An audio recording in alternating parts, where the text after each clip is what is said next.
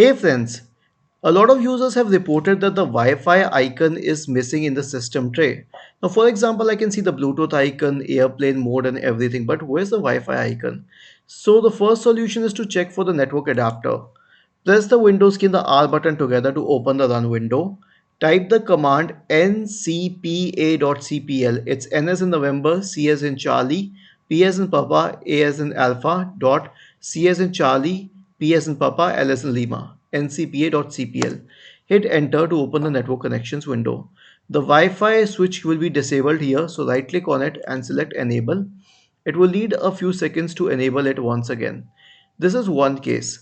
Now, the second one is that what if, let us say, this icon is removed. That is why it is not here, but the Wi-Fi is working.